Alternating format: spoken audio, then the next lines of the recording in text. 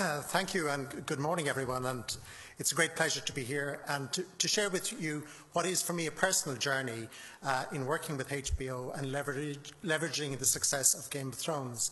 The theme of your conference is all the world is a stage, but in many ways, it's important to know your audience. And one thing I've learned about the Game of Thrones is there's two cohorts. One, they're avid fans, they understand it and they get it. And the other cohort is those who know something about it but don't really understand it or get it. And to be honest, about a year and a half ago, I was in the latter camp. So it took some persuasion to sort of read myself into the brief, to sort of see what was the possibility, the unique possibility behind this. And this was sort of encouraged by our creative and media agencies who said, listen, there's a great opportunity here. A lot of people in the world don't appreciate that it's made in Northern Ireland. So what is it you can do to create that bridge, basically, between the fantasy and the reality?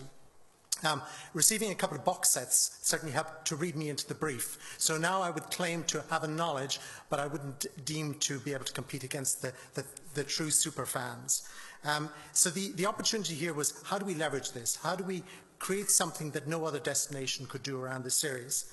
And there's plenty of examples of what other destinations have done. We all know about Lord of the Rings, and they attribute about 40% of the visitor growth between 2000 and 2006 to the success of the series. So it is a very compelling backdrop in terms of what to do. The main thing, though, that is most convincing is the sheer numbers. As was stated earlier, this is the most successful series in the world. It is the most illegally downloaded, a great accolade that HBO carry with pride as well. But you're talking about huge audiences here, but hugely engaged and passionate audiences. So the opportunity was here to deliver or to communicate to these audience, an audience we wouldn't normally communicate, and to then tell a story that they could experience in Northern Ireland. So what is the mystery behind Game of Thrones? What is it that makes it so successful and compelling? Well, it's not just the sex, although there's elements of that in it, or the violence, of which there is plenty of in it, but it's as much the captivating the stories behind the whole series that engages the fans. But it's also pure escapism to the fantasy world of Westeros, and that is something that people relish, that sense of being able to escape to it. And it so happens that fantasy world is Northern Ireland. So the brief that we put to our agencies was to create a bridge between the fantasy of the series and the reality of Northern Ireland as a great and for many undiscovered visitor attraction. And that ultimately was the core idea that we worked with from about 18 months ago. So we saw an opportunity to convert Game of Thrones fans into fans of Northern Ireland. And these fans are so engaged. They will travel far and wide to experience and to touch aspects of the show, to relive things that are central to their lives. And by using the filming locations featured in the series to engage the show's staggering social media following. So basically the kudos that someone who is a fan of the series gets from visiting an actual location such as Ballantoy is quite phenomenal. And of course they're socially engaged, so everything they do they share. Obviously, we needed to have a credible consumer journey. So if we were going to advertise heavily, we had to bring people somewhere. So we invested in creating an experience on our Tourism Ireland website to ensure that they had a journey that made sense, and we offered them something unique that they couldn't get elsewhere. And we also referred business to suppliers on the ground who would bring that experience to life.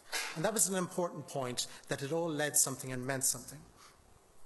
This was a totally new audience for us, but they are an audience of scale who are very engaged in all our source markets. So that's what's unique about this series. It works in every geography and every language. So that gives you huge scale to work with. What is perhaps most interesting here is the approach we adopted. Tourism advertising is often seen as a bit cliched, a bit predictable, all very praiseworthy, but, predictable. We had to engage with fans of a series which was very edgy, very contemporary, in a style and tone of voice which would be relevant and authentic to them. And within that, we can get our message across. But fundamentally, it needed to make sense for the fans of the show.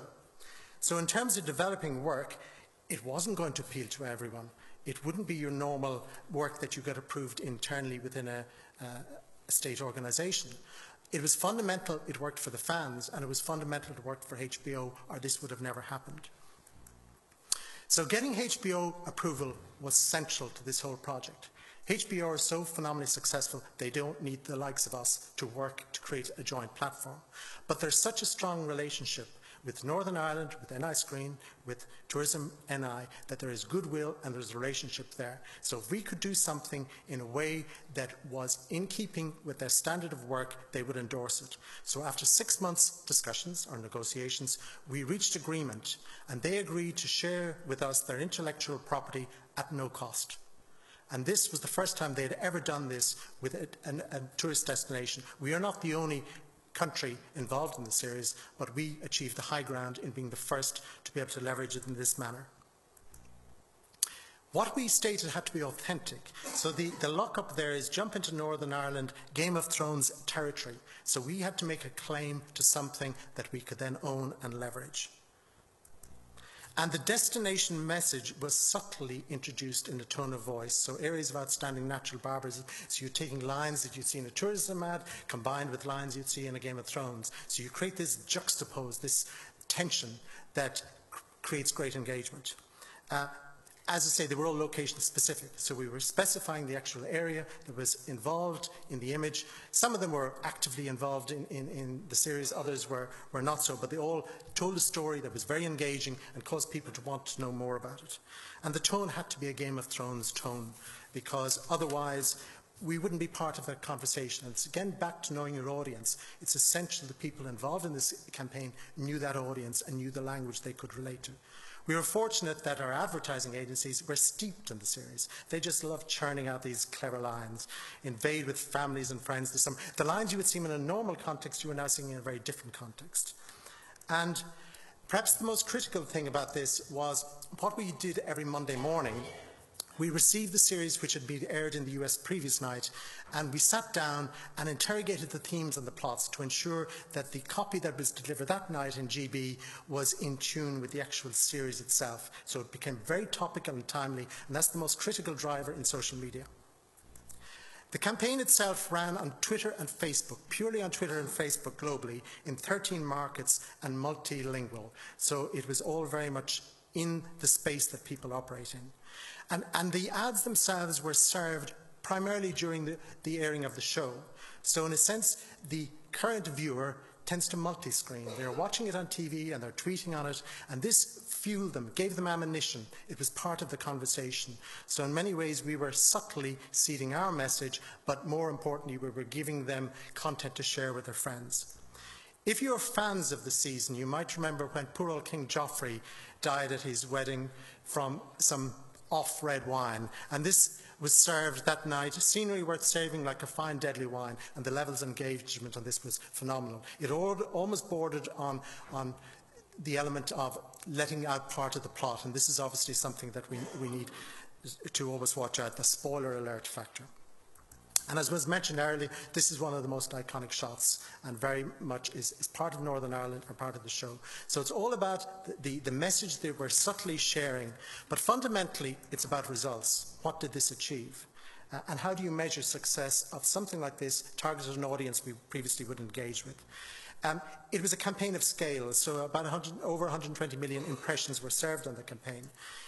And even though it wasn't the primary objective of the campaign, we drove about 500,000 clicks to our website. What the primary objective was to engage a conversation, and that was the fundamental aspect of this.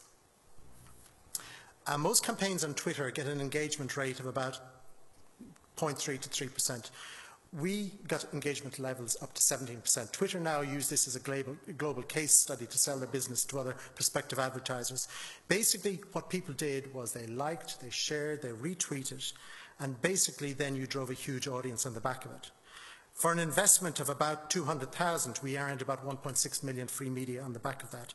And we were targeting a new audience, and we became very much part of their conversation.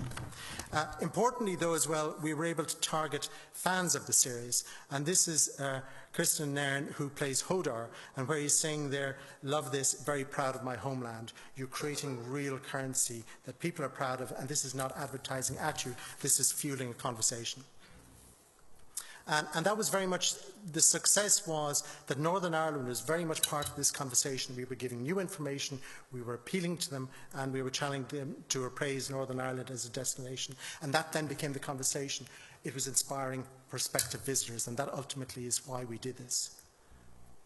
And as they say in movie parlance, and they all lived happily ever after. But in reality, what I would say, the appropriate line was to be continued, because as a result of the success of this, HBO have now approved an even more ambitious campaign, which will now run with Series 5 from April. Obviously, the series is committed for another year, so this is Series 6.